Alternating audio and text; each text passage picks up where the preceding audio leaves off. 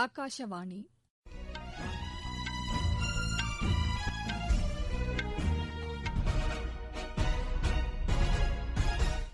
செய்திகள் வாசிப்பவர் லட்சுமி ராகவன். தலைப்புச் செய்திகள்: விவசாயிகளுக்கான வருவாய் ஆதரவு திட்டத்தின் கீழ் 19,500 கோடி ரூபாய் நிதியை பயனாளிகளுக்கு பிரதமர் திரு நரேந்திர மோடி வழங்கினார்.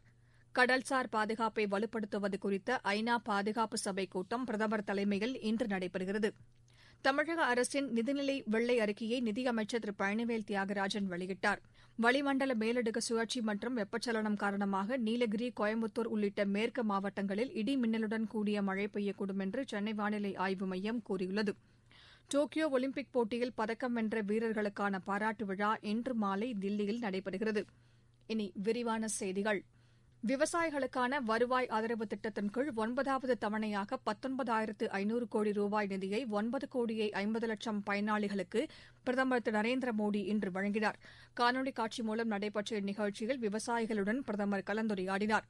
அப்போது பேசிய அவர், நாடு இன்னும் சில தினங்களில் சுதந்திர தினத்தின் பவள விழாவை கொண்டாட உள்ள நிலையில் அடுத்த 25 ஆண்டுகளில் நாம் எப்படி இருக்கப் போகிறோம் என்பதை மக்கள் சிந்தித்து செயலாற்ற வேண்டும் என்று குறிப்பிட்டார்.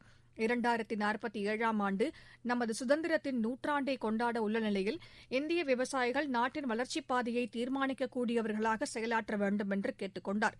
விவசாயத்துறையில் உள்ள சவால்களை சமாளித்து புதிய வாய்ப்புகளை பயன்படுத்திக் கொள்ள வேண்டும் என்று அவர் வலியுறுத்தினார். விவசாயிகளிடமிருந்து கரீப் பருவ விளைபொருட்கள் அதிகபட்சமாக கொள்முதல் செய்யப்பட்டு அவற்றுக்கு குறைந்தபட்ச ஆதரவு விலை வழங்கப்பட்டிருப்பதாகவும் அவர் குறிப்பிட்டார். விவசாயிகளுக்கான வருவாய் ஆதரவு திட்டத்தின் கீழ் 1,70,000 கோடி ரூபாய் நெல் பயிரிடும் விவசாயிகளுக்கும் 85,000 கோடி ரூபாய் கோதுமை பயிரிடும் விவசாயிகளுக்கும் நேரடியாக அவர்களது வங்கிக் கணக்கில் செலுத்தப்பட்டுள்ளதாகவும் அவர் கூறினார். விவசாயப் பொருட்கள் ஏற்றுமதியில் உலகில் உள்ள முதல் 10 நாடுகளில் இந்தியா இடம்பெற்றிருப்பது தமக்கு பெருமிதம் அளிப்பதாக பிரதமர் தெரிவித்தார். கடல்சார் பாதுகாப்பை வலுப்படுத்துவது குறித்து ஐநா பாதுகாப்பு சபையில் இன்று விவாதம் நடைபெறவுள்ளது. பிரதமர் திரு நரேந்திர மோடி தலைமையில் காணொலி காட்சி மூலம் நடைபெறவுள்ள இந்த உயர்மட்ட ஆலோசனைக் கூட்டத்தில் கடல்சார் பாதுகாப்பில் சர்வதேச நாடுகளின் ஒத்துழைப்பு குறித்து விரிவாக விவாதிக்கப்படுகிறது. ஐநா பாதுகாப்பு சபையின் ஆகஸ்ட் மாதத்திற்கான தலைமை பொறுப்பேற்றுள்ள இந்தியா கடல்சார் பாதுகாப்பு, தீவிரவாத ஒழிப்பு மற்றும் அமைதி நடவடிக்கைகள் ஆகிய 3 அம்சங்களில் கவனம் செலுத்தப்படும் என்று ஏற்கனவே தெரிவித்துள்ளது. அதன் அடிப்படையில் இந்த நிகழ்ச்சி நடைபெறுகிறது. இது தொடர்பாக புதுதில்லியில் செய்தியாளர்களிடம் பேசிய வெளியுறவுத்துறை அமைச்சக செய்தி தொடர்பாளர் திரு அரிந்தம் பாக்சி, தீவிரவாத ஒழிப்பு மற்றும் அமைதி நடவடிக்கைகள் குறித்த நேரடி விவாதங்கள் நடத்த திட்டமிடப்பட்டுள்ளதாக தெரிவித்துள்ளார். வெள்ளையனே வெளியேறு இயக்கத்தின் நினைவு தினத்தை முன்னிட்டு குடியரசு துணைத் தலைவர் திரு வெங்கையா நாயுடு விடுத்துள்ள செய்தியில், நாட்டு மக்கள் அனைவரும் இந்திய விடுதலைக்காக போராடிய தியாகிகளை நினைவு கூற வேண்டும் என்று கேட்டுக் கொண்டுள்ளார்.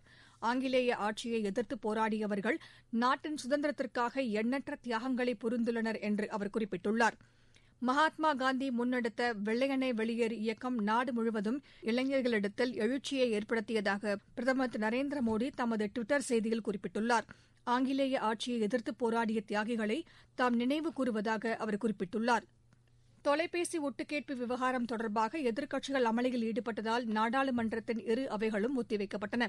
இன்று காலை அவை தொடங்கியதும் காங்கிரஸ், திமுக, திரிணாமுல் காங்கிரஸ் உள்ளிட்ட எதிர்க்கட்சிகள் தொலைபேசி ஒட்டுக்கேட்பு விவகாரத்தில் அரசு விளக்கமளிக்க வேண்டும் என்று கூறி அமளியில் ஈடுபட்டனர். இதனையடுத்து தொடர்ந்து அவை நடவடிக்கைகளை நடத்த முடியாத சூழலில் இரு அவைகளும் நண்பகல் 12 மணிக்கு ஒத்திவைக்கப்பட்டன. பின்னர் அவை கூடியபோதும் தொடர்ந்து அமளி நீடித்ததால் பிற்பகல் வரை ஒத்திவைக்கப்பட்டது.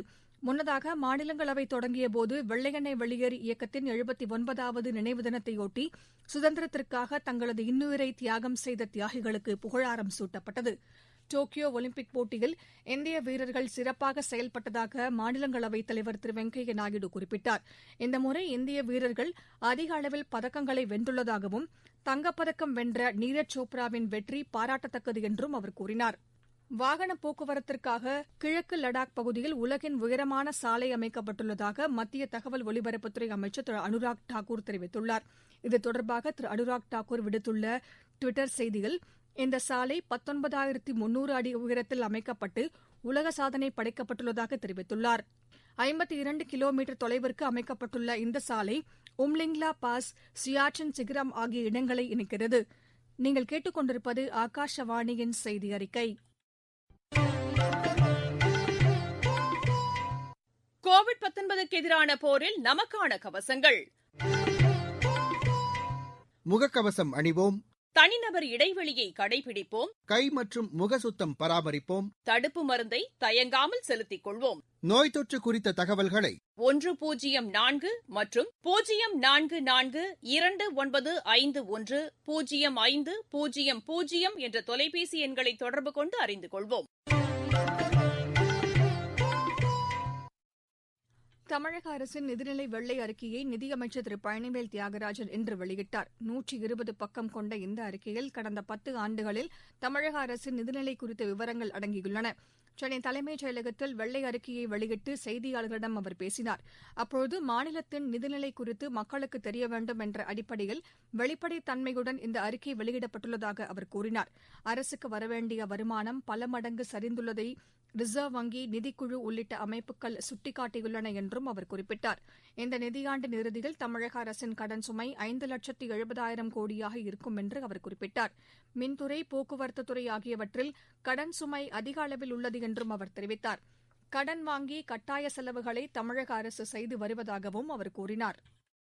பீகாரோடைய மின்வாரியம் தமிழ்நாடு மின்வாரியத்தோட நல்ல ரேட்டிங்கில் சந்தால இருக்குது. அவங்க கடன் வாங்கக்கூடிய சக்தி நம்மளதோட அதிகமாக இருக்குது. அப்போ அந்த அளவுக்கு சரிந்து விட்டதனால் இன்றைக்கு நம்ம உற்பத்தியில் 4.72% கூடுதலாக கேரண்டி எழுதியிருக்கோம்.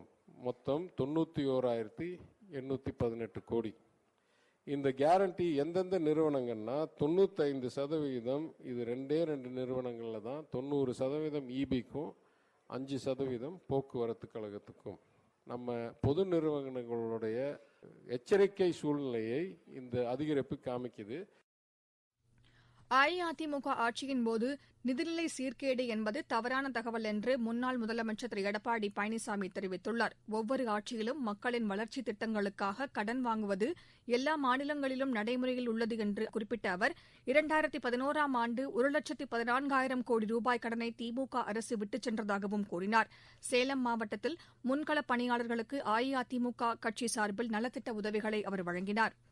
இனி மக்களின் மனதை வென்ற மத்திய அரசின் திட்டங்கள்.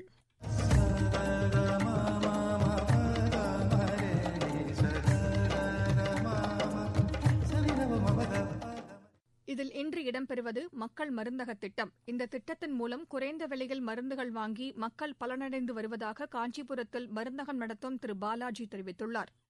நான் ஒரு ஃபார்மசிஸ்ட்டு.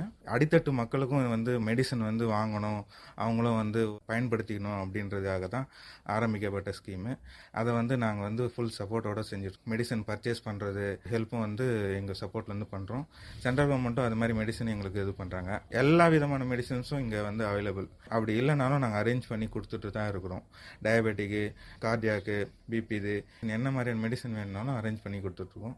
எங்கள் சர்வீஸாக தான் இது செஞ்சிட்ருக்கோம். நாங்கள் பப்ளிக் ரொம்ப சப்போர்ட்டாக இங்கே வாங்கிக்கிறாங்க, அவங்களுக்கும் பயன்படுது. அந்த மாதிரியான ஒரு இதுதான் நாங்கள் பண்ணிகிட்ருக்கோம். இது சென்ட்ரல் கவர்மெண்ட்டோட மிகப்பெரிய ஸ்கீமு.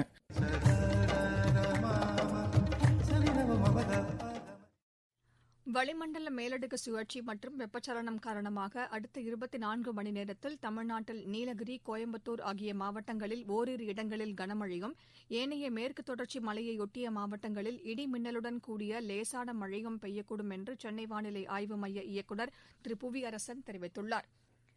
விளையாட்டுச் செய்திகள். டோக்கியோ ஒலிம்பிக் போட்டியில் பதக்கம் வென்ற வீரர்களுக்கான பாராட்டு விழா இன்று மாலை தில்லியில் உள்ள மேஜர் தியான்சந்த் மைதானத்தில் நடைபெறுகிறது. இந்த விழாவை இந்திய விளையாட்டுத்துறை அமைப்பு ஏற்பாடு செய்துள்ளது. இதுவரை இல்லாத அளவிற்கு ஒலிம்பிக் போட்டியில் இந்திய வீரர்கள் 1 தங்கம், 2 வெள்ளி, 4 வெண்கலப் பதக்கங்களை வென்றுள்ளது குறிப்பிடத்தக்கது. ஹாக்கி போட்டிகளுக்கான சர்வதேச தரவரிசை பட்டியலில் இந்தியா ஆடவர் பிரிவில் 3வது இடத்திற்கும் மகளிர் பிரிவில் 8வது இடத்திற்கும் முன்னேறியுள்ளது. தென் மாநில ஐவர் கால்பந்து போட்டியில் கோவில்பட்டி அப்துல் கலாம் அணி கோப்பையை வென்றது. மீண்டும் தலைப்புச் செய்திகள்.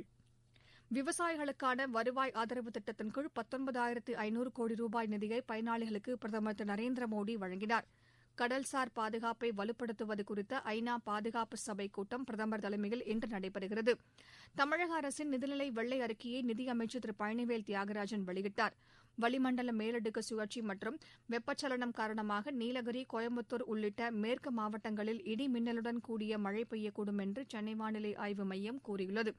டோக்கியோ ஒலிம்பிக் போட்டியில் பதக்கம் வென்ற வீரர்களுக்கான பாராட்டு விழா இன்று மாலை தில்லியில் நடைபெறுகிறது. இத்துடன் இந்த செய்தி அறிக்கை நிறைவு பெறுகிறது. வணக்கம்.